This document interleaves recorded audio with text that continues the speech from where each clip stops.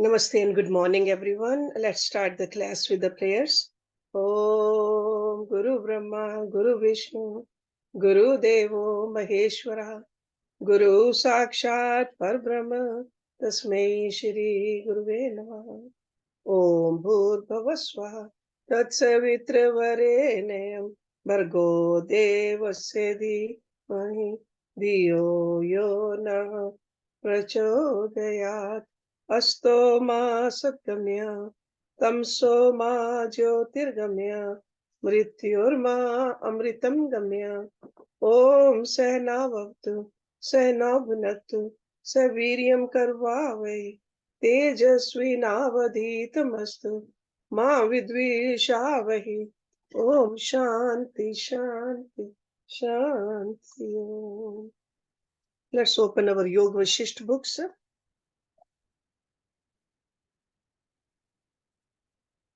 On page number 133, and this is a Sarg number 25.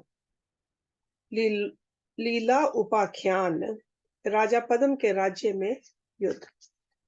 Vashishtha ji बोले, हे राम जी, इस प्रकार दोनों देवियों ने राजा के संसार में आकर अपने मंडप स्थानों को देखा. जैसे सोया हुआ व्यक्ति जाग करके देखता है, वैसे ही जब अपने मंडप में उन्होंने प्रवेश किया तब क्या देखा कि राजा का शव फूलों से ढका पड़ा है. अर्धरात्रि का समय है, सब लोग महल में सोए हुए हैं और राजा पद्म के शव के पास लीला का शरीर पड़ा है. अंतपुर में धूप, चंदन, कपूर और अगर की सुगंध भरी है. तब वे विचारने लगी कि वहां चलें जहां राजा राज्य करता है. उसके पुर्यष्टक में विदुरथ का अनुभव हुआ था. उस संकल्प के अनुसार विदुरथ की सृष्टि देखने को देवी के साथ लीला चली और अंतवाहक शरीर से आकाश मार्ग को उड़ी. जाते जाते ब्रह्मांड की बाट को लांग गई. तब विदुरथ के संकल्प में विश्व को देखा. जैसे तालाब में सेवार होती है, वैसे ही उन्होंने विश्व को देखा. सप्त द्वीप, नवखंड, सुमेरु पर्वत, द्वीप आदि सब रचना देखी. उसमें जम्बू द्वीप और भरत खंड और उसमें विदुरथ राजा का मंडप स्थान देखा. वहीं उन्होंने राजा सिद्ध को भी देखा कि राजा विदुरथ की पृथ्वी की कुछ हद उसके भाइयों ने दबा ली थी और उसके लिए सेना भेजी थी. राजा विदुरथ ने भी ये सुनकर सेना भेजी और दोनों सेनाएं युद्ध करने लगी. फिर उन्होंने देखा कि त्रिलोक की युद्ध का कौतुक देखने को आई है. देवता विमानों पर अरूढ़ और सिद्ध, चारण, गंधर्व और विद्याधर शास्त्रों को छोड़कर युद्ध देखने को स्थित हुए हैं.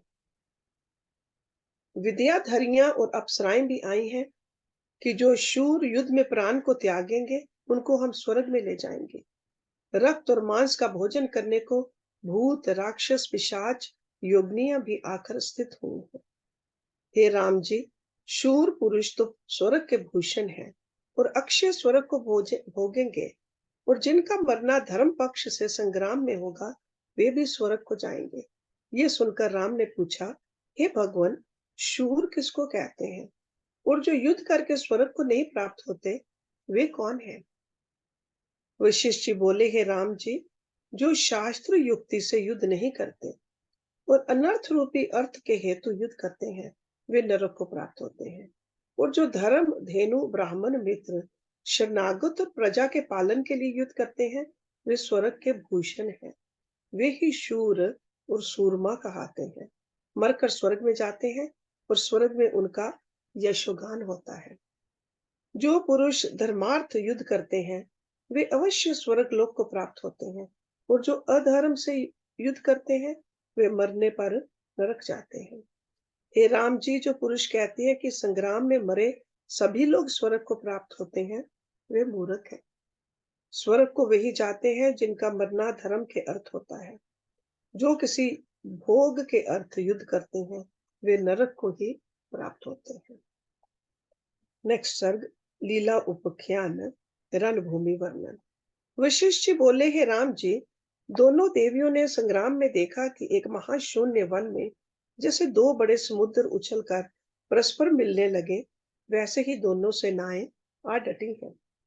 तब उन्होंने देखा कि सब योद्धा आकर स्थित हुए हैं और मत्स्य व्यू, गरुड़ व्यू और चक्र व्यू के भिन्न भिन्न भाग करके दोनों सेनाओं ने दोनों सेनाओं के योद्धा एक एक होकर युद्ध करने लगे हैं। प्रथम परस्पर देख एक ने कहा कि ये बाण चलाओ और दूसरे ने कहा कि नहीं तू चला। उसने कहा नहीं तू ही प्रथम चला।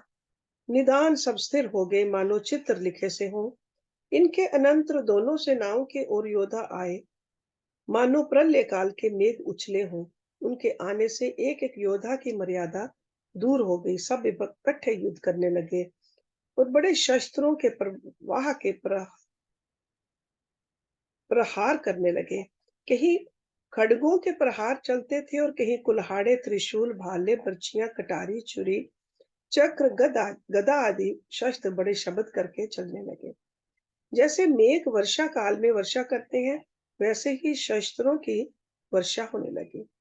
हे राम जी, प्रलय काल के जितने उपद्रव थे, वे सब इकट्ठे हुए। योद्धा युद्ध की ओर आए और कायर भाग गए। निदान ऐसा संग्राम हुआ कि अगणित योद्धाओं के सिर काटे गए और उनके हाथी घोड़े मृत्यु को प्राप्त हुए। जैसे कमल के फूल काटे जाते हैं, वैसे ही उनके शीश काटे जाते थे। तब दोनों सेनाओं के राजा चिंता करने लगे कि क्या होगा। हे राम जी, इस युद्ध में रुधिर की नदियां बह चली। उनमें प्राणी बहते जाते थे और चीत्कार करते थे, जिनके आगे मेघों के शब्द भी तुच्छ लगते थे। हे राम जी, दोनों देवियां संकल्प के विमान कल्प के आकाश में स्थित हुई तो क्या देखा कि ऐसा युद्ध हुआ है जैसे महाप्रलय में समुद्र एक रूप हो जाते हैं और बिजली की तरह शस्त्रों का चमत्कार होता था। जो शूरवीर हैं, उनके रक्त की जो बूंदें पृथ्वी पर पड़ती हैं, उन बूंदों में जितने मृतिका के कण होते हैं, उतने ही वर्ष वे स्वर्ग को भोगेंगे। जो सूरमा युद्ध में मृतक होते थे, उनको विद्याधारियां स्वर्ग ले जाती थी और देवगण स्तुति करते थे कि ये सूरमा स्वर्ग को प्राप्त हुए हैं और अक्षय अर्थात चिरकाल स्वर्ग भोगेंगे। हे राम जी, स्वर्ग लोक के भोग मन में चिंतन करके सूरमा प्रसन्न होते थे और युद्ध में नाना प्रकार के शस्त्र चलाते और सहन करते थे और फिर रणभूमि में धीरज करके डटे रहते थे। जैसे सुमेरु पर्वत धैर्यवान और अचल स्थित है, उससे भी अधिक वे धैर्यवान थे। संग्राम में योद्धा ऐसे चूर होते थे जैसे कोई वस्तु ओखली में चूर होती है, परंतु फिर सम्मुख होते और बड़े हाहाकार शब्द करते थे। हाथी से हाथी परस्पर युद्ध करते चिंघाड़ते थे। हे राम जी, इसी प्रकार अनेक जीव नाश को प्राप्त हुए। जो सूरमा मरते थे, उनको विद्याधरियां स्वर्ग में ले जाती थी। निदान परस्पर बड़े युद्ध हुए। खड़ग वाले से और त्रिशूल वाले से युद्ध करते। जैसा जैसा शस्त्र किसी के पास हो, वैसे ही उसके साथ युद्ध करें और जब शस्त्र अप्राप्त हो तो मूष्टि के साथ युद्ध करें। इसी प्रकार दसों दिशाएं युद्ध से परिपूर्ण हुई। द्वंद्व युद्ध का वर्णन। वशिष्ठ जी बोले, हे राम जी, जब इस प्रकार घोर युद्ध हुआ तो गंगा जी के समान शूरों के रुधिर का प्रवाह चला और उस प्रवाह में हाथी, घोड़े, मनुष्य, रथ सब बह जाते थे और सेना नष्ट हो जाती थी। हे राम जी, उस समय बड़ा क्षोभ उदित हुआ और राक्षस, पिशाच आदि तामसी जीव मांस भोजन करते और रुधिर पान करते आनंदित होते थे। जैसे मंदराचल से क्षीर समुद्र को क्षोभ हुआ था, वैसे ही युद्ध में योद्धाओं को क्षोभ हुआ और रुधिर का समुद्र चला। उसमें हाथी, घोड़े, रथ और सूरमा तरंगों की तरह उछलते दिखाई देते थे। रथ वालों से रथ वाले, घोड़े वालों से घोड़े वाले, हाथी वालों से हाथी वाले और प्यादे से प्यादे युद्ध करते थे। हे राम जी, जैसे प्रलय काल की अग्नि में जीव जलते हैं, वैसे ही जो योद्धा रणभूमि में आए, वे नाश को प्राप्त हुए। जैसे दीपक में पतंग प्रवेश करता है और जैसे समुद्र में नदियां प्रवेश करती हैं, वैसे ही रणभूमि में दसों दिशाओं के योद्धा प्रवेश करते थे। किसी का शीश काटा जाता और धड़ युद्ध करता, किसी की भुजा काटी जाती और किसी के ऊपर रथ चल जाते और हाथी घोड़े उल्ट पलट पड़ते और मृत्यु प्राप्त करते। हे राम जी, दोनों राजाओं की सहायता के हेतु पूर्व दिशा काशी, मद्रास, भीला, मालव, सकला, कवटा, किरात, मलेच, पारसी, कश्मीर, तुर्क, पंजाब, हिमाचल पर्वत, सुमेरु पर्वत आदि के अनेक देशपाल, जिनके बड़े भुजदंड, बड़े केश और बड़े भयानक रूप थे, युद्ध करने आए।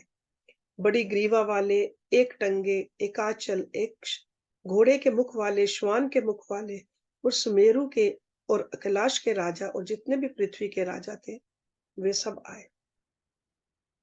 जैसे महाप्रलय के समुद्र उछलते हैं और दिशा स्थान जल से पूर्ण होते हैं, वैसे ही सेना से सब स्थान पूर्ण हुए और दोनों ओर से युद्ध होने लगे। चक्र वाले चक्र वालों से और खड़ग, कुल्हाड़े, त्रिशूल, छुरी, कटारी, बर्छी, गदा, बाण आदि शस्त्रों से परस्पर युद्ध करने लगे। एक कहे कि पहले मैं जाता हूँ, दूसरा कहे कि पहले मैं आता हूँ। हे राम जी, उस काल में ऐसा युद्ध होने लगा कि कहने में नहीं आता। दौड़ दौड़ कर योद्धा रण में जाते और मृत्यु को प्राप्त होते। जैसे अग्नि में घृत की आहुति भस्म होती है, वैसे ही रण में योद्धा नष्ट होते थे। ऐसा युद्ध हुआ कि रुधिर का समुद्र उमड़ चला। उसमें हाथी, घोड़े, रथ और मनुष्य तीरों की तरह बहते थे और संपूर्ण पृथ्वी रक्त में हो गई। जैसे आंधी से फल, फूल और वृक्ष गिरते हैं, वैसे ही पृथ्वी पर कट कट शब्द करते सिर गिरते थे। हे राम जी, जो उस काल में युद्ध हुआ वह कहा नहीं जाता। सहस्र मुख शेष नाग भी उस युद्ध के कर्मों का संपूर्ण वर्णन न कर सकेंगे, तब और कौन कहे। मैंने वह संक्षेप से कुछ सुनाया है। स्मृति अनुभव वर्णन। वशिष्ठ जी बोले, हे राम जी, जब इस प्रकार युद्ध हुआ तो सूर्य अस्त हुआ, मानो उसकी किरणें भी शस्त्रों के प्रहार से अस्तता को प्राप्त हुई। तब विदुरथ ने सेनापति और मंत्री को बुलाकर कहा कि हे मंत्रियों, अब युद्ध को शांत करो, क्योंकि सूर्य अस्त हुआ है और योद्धा भी सब युद्ध करके थके हैं। रात्रि को सब आराम करें, दिन को फिर युद्ध करेंगे। इससे आज्ञा दो कि अब युद्ध शांत हो। तब मंत्री ने दोनों सेनाओं के मध्य ऊंचे चढ़कर वस्त्र फेरा कि अब युद्ध को शांत करो, दिन को फिर युद्ध करेंगे। निदान दोनों सेनाओं ने युद्ध का त्याग किया और अपनी अपनी सेना में नौबत नगाड़े बजाने लगे और राजा विदुरथ भी अपने गृह में आस्थित हुआ। जैसे शरत काल में मेघों से रहित आकाश निर्मल होता है, वैसे ही रण में संग्राम शांत हुआ। रात्रि को राक्षस, पिशाच, श्रृंगाल, भेड़िए और डकनिया मांस का भोजन करने और रुधिर पान करने लगे।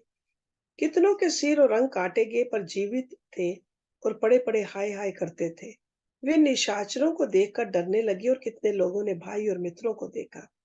हे राम जी, तब राजा विदुरथ ने स्वर्ण के मंदिर में फूलों के सहित चंद्रवत शीतल और सुंदर शैया पर सब किवाड़ बंद कर विश्राम किया और मंत्रियों के साथ विचार किया कि प्रातः काल उठकर ऐसे करेंगे।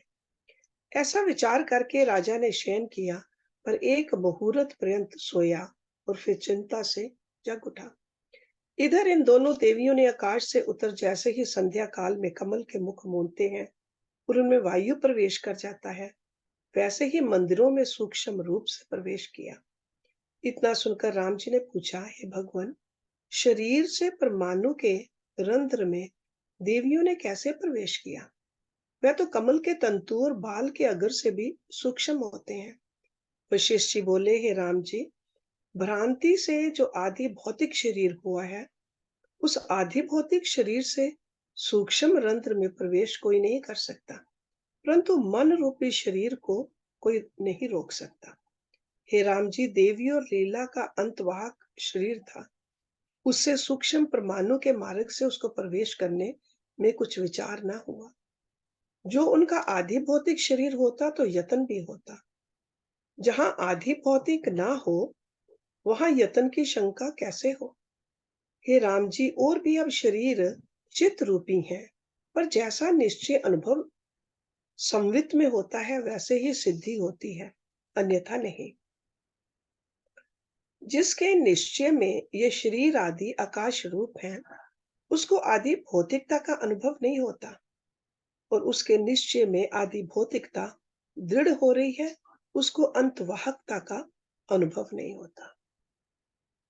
So it's like what do you identify yourself with? Adi bhautik means this physical body.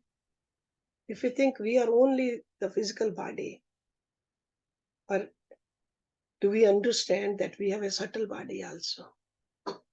So this is आदि भौतिक और अंतवाहकता।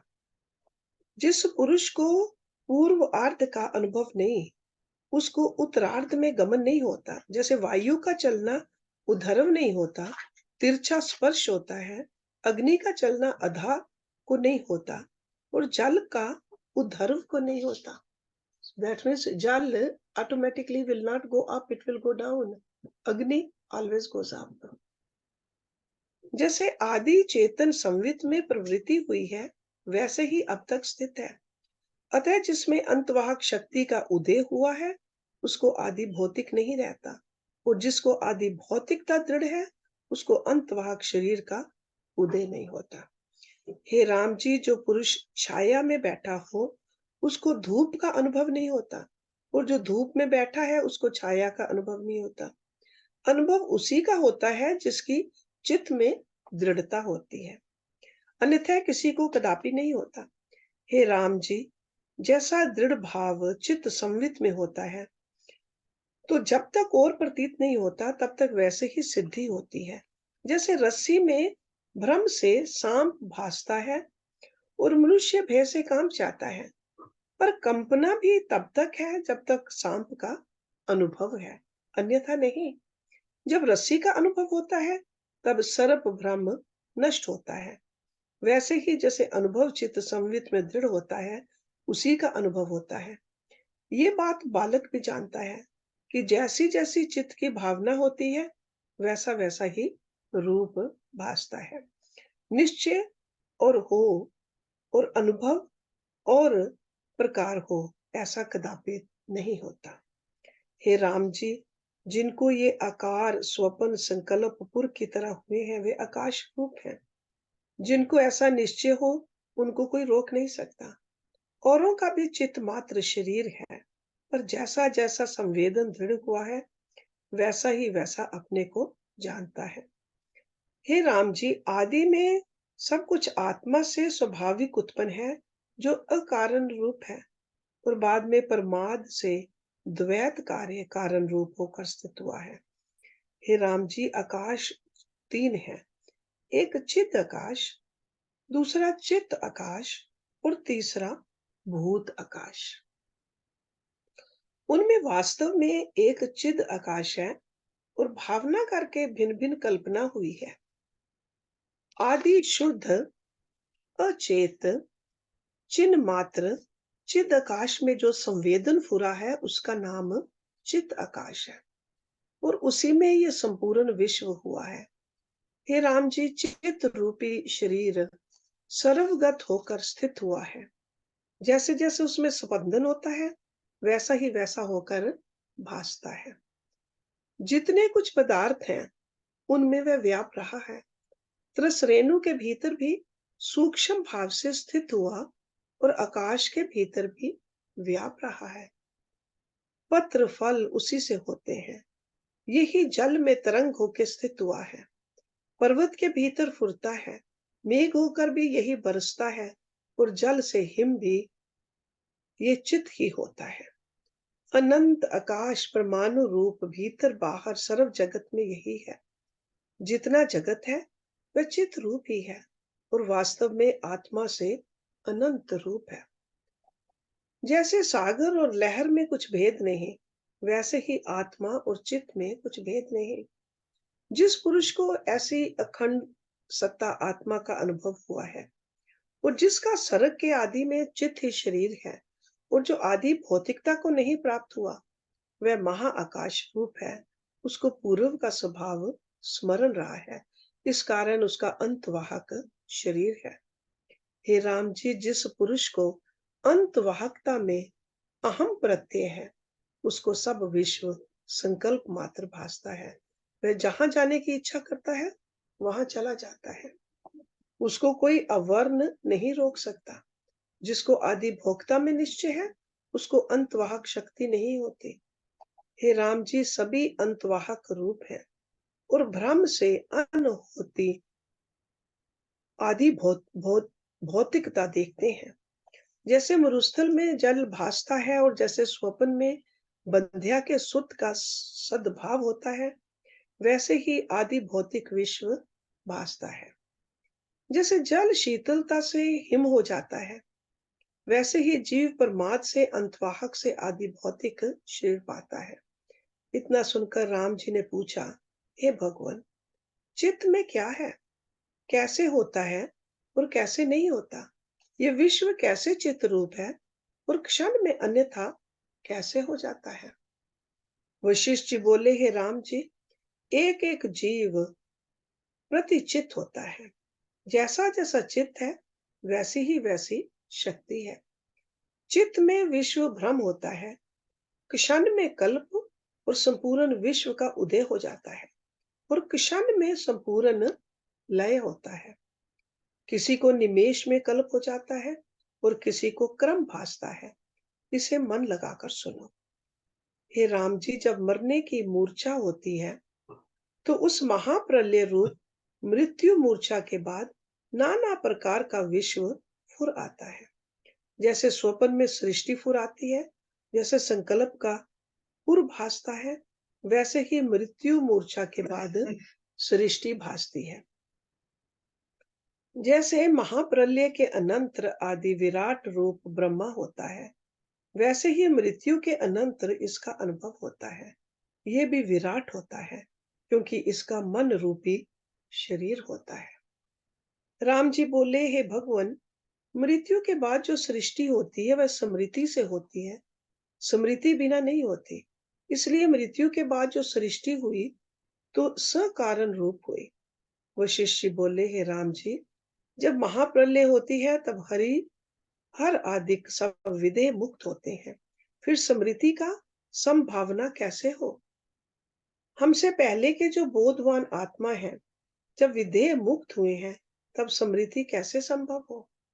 अब के जो जीव हैं, उनका जन्म मरण स्मृति के कारण से होता है, क्योंकि मोक्ष नहीं होता, मोक्ष का उनको अभाव है। हे राम जी, जब जीव मरते हैं, तब उन्हें मृत्यु मूर्छा होती है, पर वे कैवल्य भाव में स्थित नहीं होते। मूर्छा से उनका संवित आकाश रूप होता है, उससे फिर चित्त संवेदन फुर आता है, तब उन्हें क्रम करके संसार फुर आता है। पर जब बोध होता है, तब तन मात्रा और काल क्रिया भाव अभाव सथावर जंगम संसार सब आकाश रूप हो जाता है। जिनका संवेदन दृश्य की ओर भासता है, उनको मृत्यु मूर्छा के बाद अज्ञान संवेदन फुरता है, उससे उन्हें शरीर और इंद्रियां भास आती हैं। ये अंतवाहक शरीर है, परंतु चिरकाल की प्राप्ति करके आदि भौतिक होता भासता है। तब देश काल क्रिया आधार आधेय होकर उदित होकर स्थित होते हैं। जैसे वायु स्पंदन और निस्पंदन रूप है, पर जब स्पंदन होता है तब भासता है और निस्पंदन होने से नहीं भासता। वैसे ही संवेदन से सब संसार भासता है। तब मनुष्य जानता है कि मैं यहाँ उद्भूत हूँ। जैसे स्वप्न में अंगना के स्पर्श का अनुभव होता है, वह असत्य है, वैसे ही भ्रम से जो अपने को उपजा देखता है, वह भी असत्य है। हे राम जी, जहाँ ये जीव मृतक होता है, वहीं संसार भ्रम देखता है। वास्तव में जीव भी आकाश रूप है और संसार भी आकाश रूप है। अज्ञान से जीव अपने को उत्पन्न मानता है और विविध भव भ्रम देखता है कि ये नगर है, ये गिरी है, ये रवि शशि है, ये नक्षत्र है, और जरा मरण आदि व्याधि संकट से व्यथित होता है। वह भाव अभाव भय स्थूल सूक्ष्म चर अचर पृथ्वी नदियां भूत भविष्य वर्तमान क्षय अक्षय आदि को देखता है और समझता है कि मैं उत्पन्न हूँ, अमुक का पुत्र हूँ, ये मेरा कुल है, ये मेरी माता है, ये मेरे बांधव हैं, इतना धन हमारे पास है, आदि अनेक वासना पाशों में पड़कर दुखी होता और कहता कि ये सुकृत है और ये दुष्कृत है।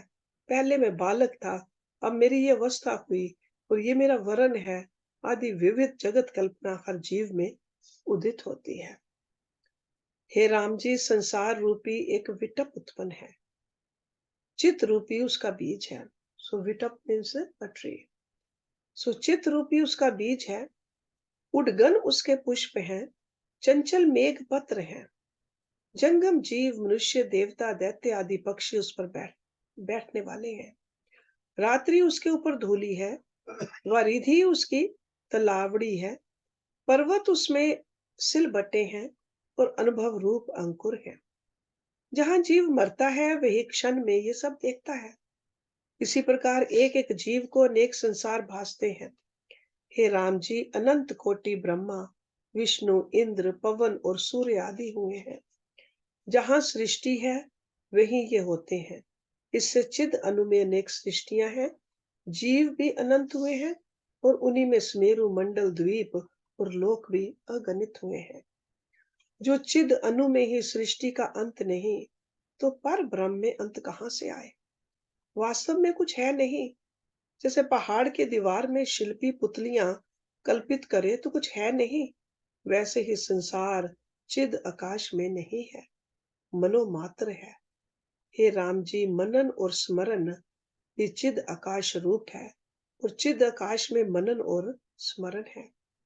जैसे लहरें भी जल रूप हैं और जल में ही होती हैं, जल से इत्र लहर कोई वस्तु नहीं है, वैसे ही मनन और स्मरण भी चिद आकाश रूप जानो। हे राम जी, दृश्य कुछ भिन्न वस्तु नहीं है, दृष्टा ही दृश्य की भांति भासता है। जैसे मनाकाश विविध भासता है, वैसे ही चिद आकाश का प्रकाश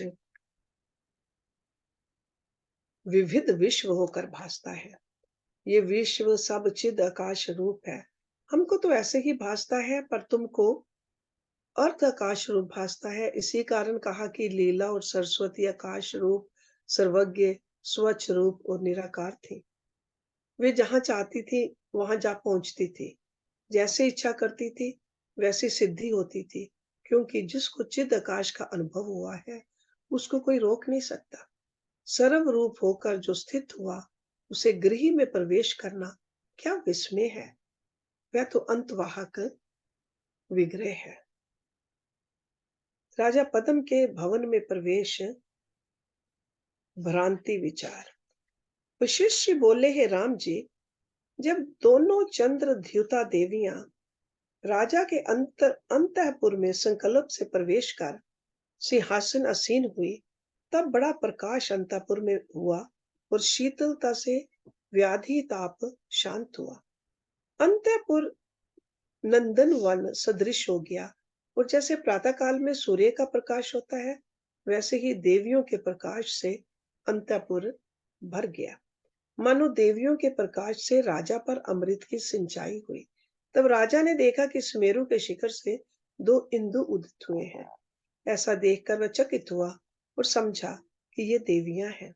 इसलिए जैसे शेष शैया से विष्णु भगवान उठते हैं, वैसे ही उसने उठकर और वस्त्रों को एक ओर कर हाथों में पुष्प लिए और हाथ जोड़कर देवियों के चरणों पर चढ़ाए और माथा टेक कर पद्मासन लगा पृथ्वी पर बैठकर कहने लगा, हे देवियों, आपकी जय हो। आप जन्म दुख ताप को शांत करने के लिए शशि हो और अपूर्व सूर्य हो। पूर्व सूर्य के प्रकाश से बाहरी तम नष्ट होता है और आपके प्रकाश से आंतरिक अज्ञान तम का नाश होता है। अतः आप अपूर्व सूर्य हैं। इसके अनंतर देवी मंत्री को, जो राजा के पास नदी के तट के फलों के वृक्षों के समान सोया था, जन्म और कुल के बताने के लिए संकल्प से जगाया और मंत्री उठकर फूलों से देवियों का पूजन कर राजा के समीप जा बैठा। तब सरस्वती कहने लगी, हे राजन, तू कौन है, किसका पुत्र है और कब जन्मा है? हे राम जी, जब इस प्रकार देवी ने पूछा, तब मंत्री जो निकट बैठा था बोला, हे देवी, आपकी कृपा से राजा का जन्म और कुल मैं कहता हूँ। इक्ष्वाकुल कुल में एक राजा हुआ था जो कमलाक्ष और धन संपन्न था। उसका नाम कुंदरत था। उसका पुत्र बुधरथ हुआ। बुधरथ के सिंधु रथ हुआ। उसका पुत्र महारथ हुआ। महारथ का पुत्र विष्णु रथ हुआ। उसका पुत्र कलारथ। कलारथ का पुत्र स या स रथ स रथ का पुत्र नभ रथ हुआ, और बड़े पुण्य करके उस नभ रथ के ये विदुरथ पुत्र हुआ। जैसे क्षीर समुद्र से चंद्र निकला है, वैसे ही सुमित्रा माता के गर्भ से ये जन्मा है। जैसे गौरी से स्वामी कार्तिक उत्पन्न हुए हैं, वैसे ही ये सुमित्रा से उत्पन्न हुए हैं। हे देवी, इस प्रकार तो हमारे राजा का जन्म हुआ है। जब ये 10 वर्ष का हुआ, तब पिता इसको राज्य देकर स्वयं वन को चले गए, और उस दिन से इसने धर्म की मर्यादा से पृथ्वी का पालन किया और बड़े पुण्य किए हैं। उन्हीं पुण्यों का फल आपका दर्शन अब इसको प्राप्त हुआ है। हे देवी, जो आपके दर्शन के निमित्त बहुत वर्षों तक तप करते हैं, उनको भी आपका दर्शन दुर्लभ है। इससे इसके बड़े पुण्य हैं जो आपका दर्शन प्राप्त हुआ है। हे राम जी, इस प्रकार कहकर जब मंत्री मौन हुआ, तब देवी जी ने कृपा करके राजा विदुरथ के शरीर पर हाथ रखकर कहा, हे राजन, तुम अपने पूर्व जन्म को विवेक दृष्टि से देखो कि तुम कौन हो। देवी के हाथ रखने से राजा के हृदय का अज्ञानतम दूर हो गया। हृदय प्रफुल्लित हुआ और देवी के प्रसाद से राजा को पूर्व की स्मृति फुर आई। लीला और पद्म का संपूर्ण वृतांत स्मरण करके वह कहने लगा, हे देवी, बड़ा आश्चर्य है कि ये विश्व मन से रचा है। ये मैंने तुम्हारे प्रसाद से जाना कि मैं राजा पद्म था और लीला मेरी स्त्री थी। मुझको मृतक हुए एक दिन ऐसे में भासा, और यहाँ मैं तो 100 वर्ष का हुआ हूँ, जो अब तक भ्रम से मैंने नहीं जाना, अब प्रत्यक्ष जानता हूँ। 100 वर्षों में जो अनेक कार्य मैंने किए हैं, वे सब मुझको समृद्ध होते हैं, और अपने प्रपितामह और अपनी बाल्यावस्था एवं युवावस्था, मित्र और बांधव स्मरण आते हैं। ये बड़ा आश्चर्य हुआ है। सरस्वती बोली, है राजन, जब जीव मृतक होते हैं, तब उनको बड़ी मूर्छा होती है। उस मूर्छा के पश्चात और लोक भास आते हैं, और एक मुहूर्त में वर्षों का अनुभव होता है। जैसे स्वप्न में एक मुहूर्त में एक वर्षों का अनुभव होता है, वैसे ही तुझको मृत्यु मूर्छा के पश्चात ये लोक ब्रह्म भासता है। हे राजन, जहां तुम पद्म राजा थे, उस गृह में मृतक हुए तुमको एक मुहूर्त बीतता है, और यहाँ तुमको वर्षों का अनुभव हुआ है। इससे भी जो पिछला वृतांत है वह सुनो। हे राजन, पहाड़ के ऊपर एक ग्राम था। उसमें एक विशिष्ट नाम का ब्राह्मण रहता था, और अरुधंती उसकी स्त्री थी। वे दोनों मंदिर में रहते थे। अरुधंती ने मुझसे वर लिया कि जब मेरा भर्ता मृतक हो, तब उसका जीव इसी मंडप आकाश में रहे। निदान जब वह मृतक हुआ, तब उसकी पुर्यष्टक उसी मंदिर में रही, पर उसके संवित में राजा की दृढ़ वासना थी। इसलिए उस मंडप आकाश में उसको पद्म राजा की सृष्टि फुर आई, और अरुधंती उसकी स्त्री लीला होकर उसको प्राप्त हुई। राजा पद्म का मंडप उस ब्राह्मण के मंडप आकाश में स्थित हुआ। फिर उस मंडप में जब तू राजा पद्म मृतक हुआ, तब तेरे संवित में नाना प्रकार के आरंभ संयुक्त ये विश्व फुर आया है। हे राजन, ये तेरा विश्व पद्म राजा के हृदय में फुर आया है, और पद्म राजा के मंडप आकाश में स्थित है। पद्म राजा का विश्व उस विशिष्ट ब्राह्मण के मंडप आकाश में स्थित है, और यही विशिष्ट ब्राह्मण तुम विदुरथ राजा हुए हो। हे राजा, ये सब विश्व आभास मात्र है, और मन की कल्पना से भासता है, उत्पन्न कुछ नहीं। इतना सुन विदुरथ बोले, बड़ा विस्मय है कि जैसे मेरा ये जन्म भ्रम रूप हुआ, वैसे ही इक्ष्वाकु का कुल और मेरे माता पिता सब भ्रम रूप हुए। उसमें मैं जन्म लेकर बालक हुआ, और जब 10 वर्ष का था, तब पिता ने मुझको राज्य देकर वनवास लिया। फिर मैंने दिग्विजय करके प्रजा का पालन किया, और 100 वर्षों का मुझको अनुभव होता है। फिर मुझको दारुण अवस्था युद्ध की इच्छा हुई, और युद्ध करके रात्रि को मैं गृह लौट आया। अब आप दोनों देवियां मेरे गृह में आई, और मैंने आपकी पूजा की। तब आप दोनों में से एक देवी ने कृपा करके मेरे शीश पर हाथ रखा है। उसी से मुझको ज्ञान प्रकाश हुआ है। जैसे सूर्य के प्रकाश से कमर प्रफुल्लित होता है, वैसे ही मेरा हृदय देवी के प्रकाश से प्रफुल्लित हुआ है। इनकी कृपा से मैं कृत कृत्य हुआ, और अब मेरा सब संताप नष्ट होने पर मैं निर्वाण समता, सुख और निर्मल पद को प्राप्त हुआ हूँ। सरस्वती बोली, है राजन, जो कुछ तुझको भासा है वह भ्रम मात्र है, और नाना प्रकार के व्यवहार और लोकांतर भी भ्रम मात्र है, क्योंकि वहां तुझको मृतक हुए अभी एक मुहूर्त व्यतीत हुआ है, और इसी बीच उसी मंडप आकाश में तुझको ये विश्व भासा। पद्म राजा की वह सृष्टि ब्राह्मण के मंडप में स्थित है, और यहाँ तुझको नदियां, पहाड़, समुद्र, पृथ्वी आदि के रूप में संपूर्ण विश्व भास आया है। हे राजन, मृत्यु मूर्छा के पश्चात कभी वही विश्व भासता है, कभी और प्रकार भासता है, और कभी पूर्व अपूर्व भी भासता है। यह केवल मन की कल्पना है, पर वास्तव में असत रूप है और अज्ञान से सत्य की तरह भासता है। जैसे एक मुहूर्त शयन करके स्वप्न में अनेक वर्षों का क्रम देखता है, वैसे ही विश्व का अनुभव होता है। जैसे संकल्पपुर में अपना जीना मरना और गंधर्व नगर भ्रम मात्र होता है, जैसे नौका में बैठे हुए मनुष्य को तटीय विटप चलते हुए भासते हैं, भ्रमण करने से पर्वत, पृथ्वी और मंदिर भ्रमते भासते हैं, और स्वप्न में अपना सिर कटा भासता है, वैसे ही ये विश्व भ्रम से भासता है। हे राजन, अज्ञान से तुझको असत कल्पना उद्भूत है। वास्तव में ना तू मृतक हुआ और ना तूने जन्म लिया। तेरा अपना आप जो शुद्ध विज्ञान शांति रूप आत्म पद है, उसी में तू स्थित है। नाना प्रकार का विश्व अज्ञान से भासता है, और सम्यक ज्ञान से सर्व आत्म सत्ता भासती है। आत्म सत्ता ही विश्व वत भासती है। जैसे बड़ी मणि की किरणें नाना प्रकार भासती हैं, पर वे मणि से इत्र नहीं, वैसे ही आत्म सत्ता का किंचन आकाश रूप विश्व भासता है। गिरि और ग्राम किंचन रूप हो, जितना विश्व विस्तार तुमको भासता है, वह लीला और पद्म राजा के मंडप आकाश में स्थित है, और लीला और पद्म की राजधानी उस विशिष्ट ब्राह्मण के मंडप आकाश में स्थित है। हे राजन, ये विश्व विशिष्ट ब्राह्मण के हृदय मंडप आकाश में फुरता है। वह मंडप आकाश जो आकाश में स्थित है, उसमें ना भूमि है, ना शैल, ना मेघ है, ना समुद्र, और ना कोई मुमुक्षु है। केवल शून्य ही शून्य स्थित है, ना कोई विश्व है, ना कोई देखने वाला है। ये सब भ्रांति मात्र है। हे राजन, ये सब तेरे उस मंडप आकाश में फुरते हैं। विदुरथ बोले, हे देवी, जो ऐसा ही है, तो ये मेरे भृत्य भी अपने आत्म में सत्य है या असत्य है? कृपा कर कहिए।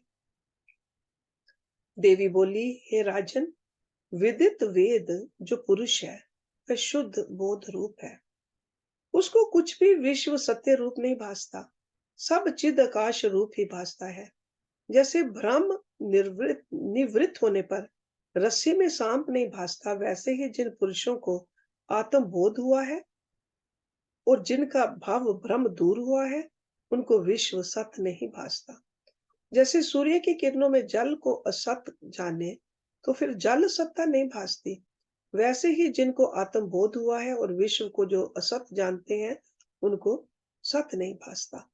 हे राजन, जैसे स्वप्न में कोई भ्रम से अपना कटा शरीर देखे और जागने पर स्वप्न का मरना नहीं देखता, वैसे ही ज्ञानवान को विश्व सत्य नहीं भासता।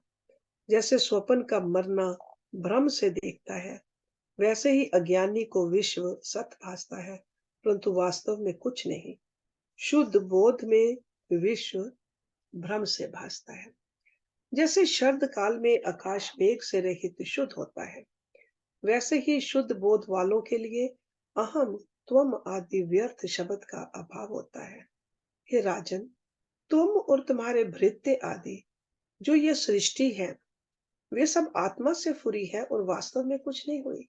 केवल आत्म सत्ता अपने आप में स्थित है, और भ्रम से और कुछ भासता है, पर शुद्ध विज्ञान घन रूप ही उसका शेष रहता है।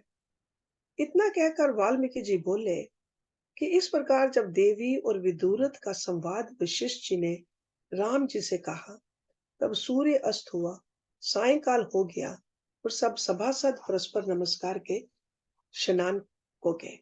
जब रात्रि बीत गई, सूर्य की किरणों के निकलते ही सब अपने स्थानों पर आ बैठे। So next week we'll read जगत और स्वप्न की सत्यता। ओम पूर्णमदा पूर्णमिदं पूर्णात् पूर्णमुदच्यते पूर्णस्य पूर्णमदाय पूर्णमेवावशिष्यते। ओम शांति शांति शांति ओम।